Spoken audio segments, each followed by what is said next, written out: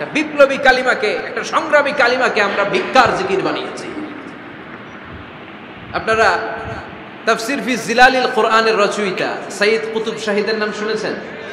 মিশরে কায়রোতে তাকে ফাঁসির কাস্টে ঝুলানো হয়েছে।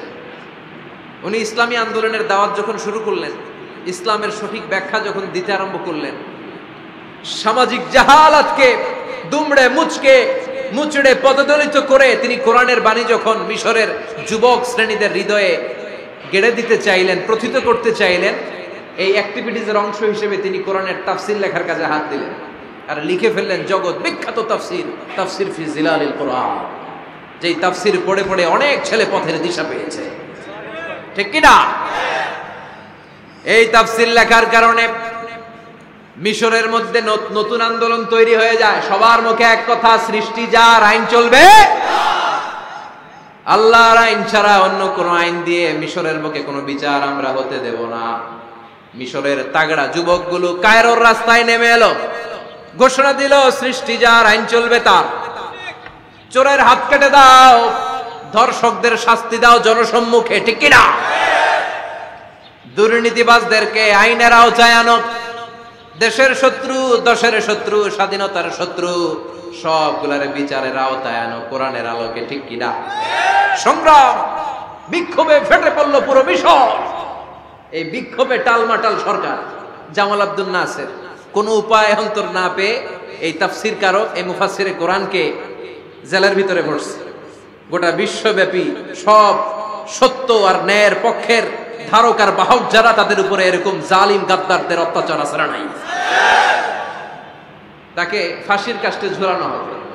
আদালত থেকে রায় দেয়া হয়েছে মিশরের যুবকদেরকে এরকম আন্দোলনে ঠেলে দেওয়ার কারণে ডেথ পেনাল্টি, ফাঁসির রায় হলো। সাইয়্যিদ কুতুব শাহীদের ফাঁসির দিন ঘনিয়ে আসবে। কারা কর্তৃপক্ষের নিয়ম অনুযায়ী যাদেরকে হ্যাঙ্গিং করা হয়, ফাঁসি দেয়া হয়, ফাঁসির ঘন্টাখানিক আগে ওই জেলখানার ইমাম সাহেব এসে তাদেরকে কালিমা পড়ায়। কি পড়ায়? আফদালুয যিকরি লা ইলাহা, এই যে শ্রেষ্ঠ জিকির, এই শ্রেষ্ঠ জিকিরটা এসে পড়ায়। সাইয়্যিদ কুতুব শাহীদের ফাঁসির কাস্টে দাঁড়ানোর 1 ঘন্টা বাকি। কয় ঘন্টা? In the meantime jail কোডের নিয়ম অনুযায়ী জেলখানার ইমাম সাহেব চলে এসেছে। এসে বললেন, সাইয়্যিদ কুতুব শাহীদ, আমি আপনারে কালিমা পড়াতে এসেছি, পড়েন লা ইলাহা ইল্লাল্লাহ। সাইয়্যিদ কুতুব শাহীদ বললেন, তুই আমার কালিমা শিখাইস না, তোর কাছ থেকে আমার কালিমা শিখতে হবে না। এই কালেমা আমি খুব ভালো করে জানি, যে এই কালেমার তালিম দেওয়ার জন্য সরকার তোরে বেতন দিয়ে রাখে, ওই কালিমার ব্যাখ্যা করার কারণে আজকে আমার ফাঁসির মঞ্চে দাঁড়ানো লাগতেছে। চিল্লা এখন। ঠিক কিনা?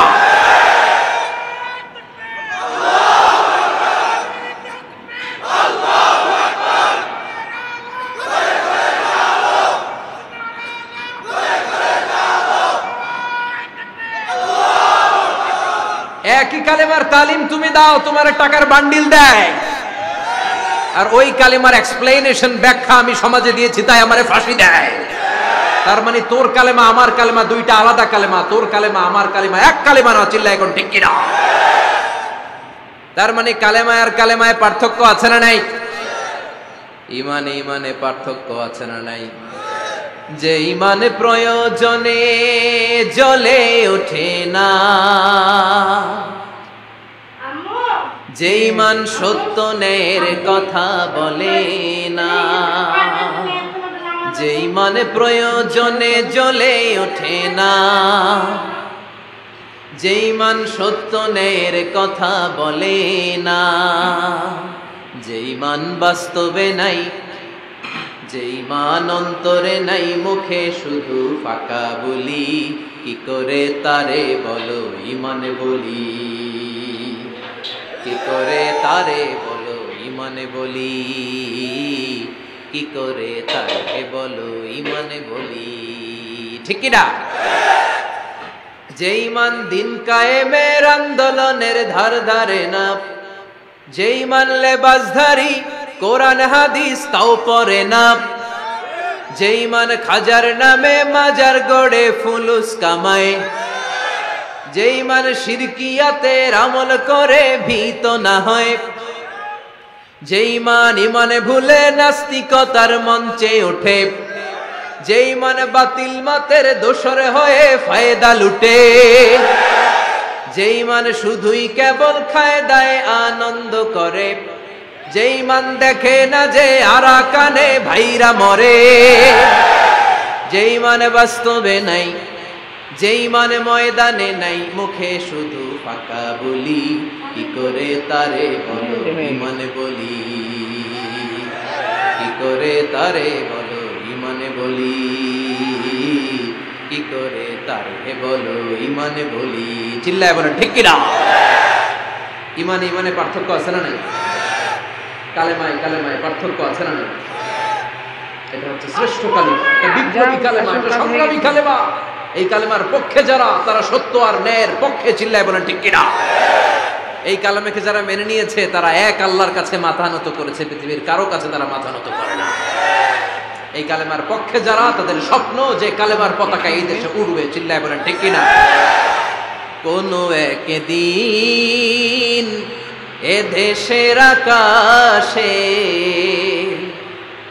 কালিমার পতাকা উড়বে, সেদিন সবাই খোদাই বিধান পে দুঃখ বেদনা ভুলবে।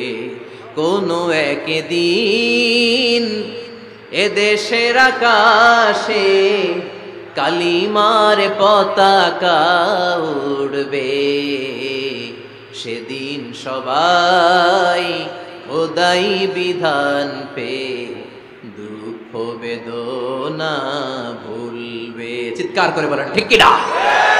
এই স্বপ্ন প্রতিটা মুমিনের অন্তরে থাকার দরকার আছে না নাই? ইসলাম বিজয়ী শক্তির মসনদে বসুক, এটা যে সহ্য করতে পারে না, অন্তর থেকে যে এটা চায় না, ও মুমিন নয়, ও মুনাফিক। চিল্লায় বলেন ঠিক কিনা? এজন্য বিশ্বনবী বললেন আফদালুয যিকরি লা ইলাহা ইল্লাল্লাহ। জিকিরের জগতে সব চাইতে শ্রেষ্ঠ জিকির হলো লা ইলাহা। এজন্য সব সময় চমৎকার শ্রেষ্ঠতম জিকিরটা দিয়ে জিহ্বাটারে ভিজায় রাখার দরকার আছে না নাই? Every night and every day, every night and every day, never forget to say la ilaha illallah. Never forget to say la ilaha illallah. Never forget to say la ilaha illallah. When walking down the street, use your time and repeat, and say in every heartbeat la ilaha illallah. And say in every heartbeat la ilaha illallah.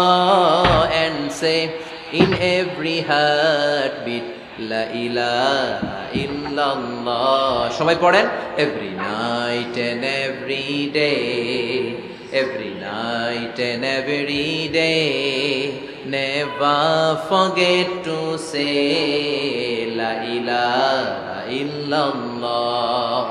Never forget to say la ilaha illallah.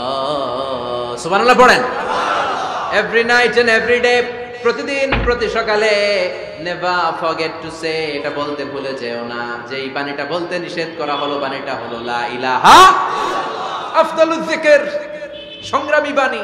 এই বাণীটারে দিয়ে আমরা এখন ভিক্ষা করি। কথা কোন?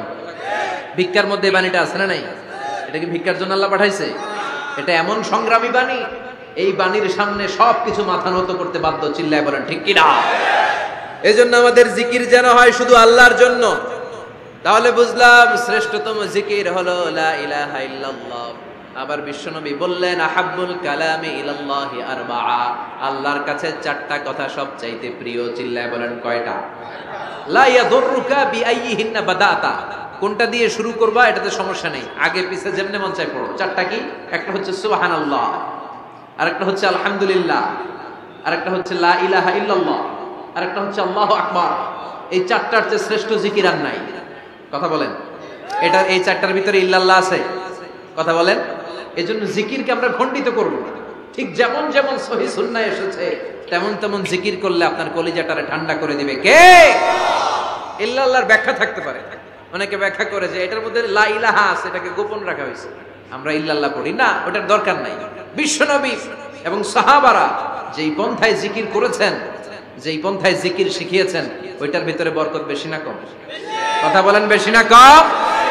এজন্য বিশ্বনবী বললেন আল্লাহর কাছে প্রিয় কথা চারটা।